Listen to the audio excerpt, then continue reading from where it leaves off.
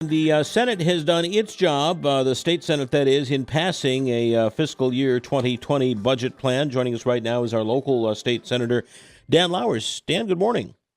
Good morning, Paul. Well, tell us about what the Senate has approved in terms of this budget and where it goes now. Right. Well, and this is another step. So this is the formal budget coming out of the Senate. The House will have to do the same. And then there's the process of a conference is what many people would call it, but it's really a reconciliation process between the executive branch or the governor's office, the House, and the Senate. So those three bodies will sit down once the House does what the Senate did yesterday, and basically they go through a process of saying, the Senate wanted more for this line item, the House wanted less, or vice versa, and the governor wanted something in the middle, and the three of them agree, okay, we're going to go with the House or the Senate, or we'll go with the governor. So that process has to work itself through, and I think the important thing is, the budget has a record funding for schools, for education, for roads and infrastructure construction, and it continues to, live within our means, continues to pay down debt. And I guess by living within our means, I mean it means that we're not raising taxes to do these things.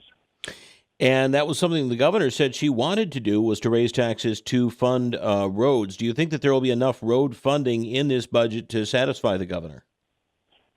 Probably not for where the governor has said she wants to go, but I think there's enough road funding in there to more than occupy all the road construction people and equipment that are available for the next fiscal year, because we're at that limit this year. We were at that limit last year, and I think the increase that we're moving forward will continue to contract everything that's available, for the work to be done. What is your sense, Dan? Is this going to be a fairly easy passage of the budget, getting it from the Senate to the House to the governor's desk for a signature, or is there going to be a little bit more push and pull here?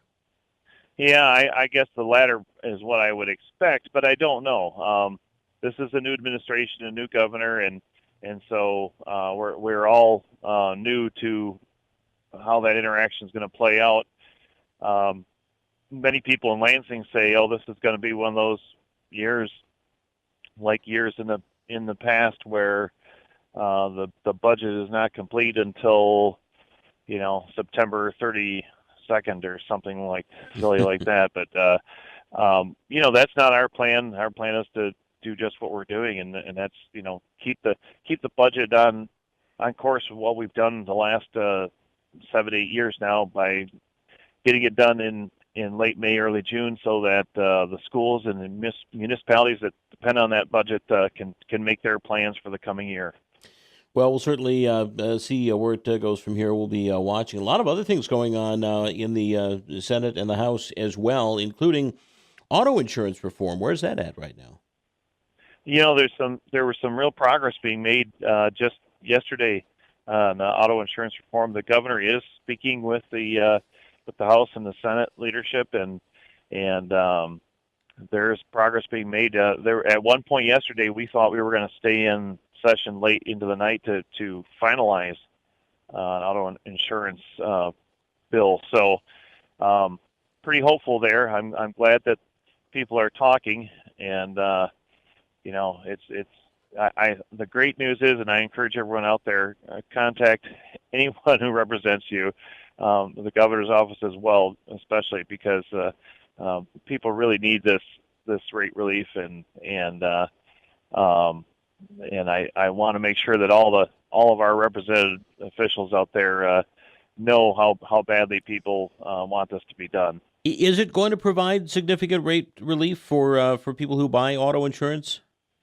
Absolutely. Well, we have talked to many insurance companies that say, if you guys pass that law, we will now sell insurance in Michigan. We have several companies that won't sell. Companies like Geico that everybody knows, that will not sell auto insurance in Michigan because of the way our laws are written. Yeah. Well, we'll keep watching that. Michigan, like many other states, is dealing with abortion legislation as well. In fact, Michigan Right to Life now is preparing a petition drive to, I guess, make sure that these bills are not vetoed by the governor. Tell us a little bit about the legislation where it stands right now, Dan. Well, it has not gone before the governor yet, and it would have to be, if the governor were to sign them, then I'm sure Red Life would not do that. But if the governor did veto the bills, then I think you might see him go with the petition drive. But the House has passed a bill that's very similar to the Senate bill. The two of those will be reconciled and sent on to the governor here soon. So we should know. We should know probably by the end of this month which way that's going. All right, a lot of interesting things going on. Senator, we always appreciate your time. Thank you so much for joining us this morning. Oh, yeah, thanks for having me on, Paul. Have All a right. great day. You too. Bye now.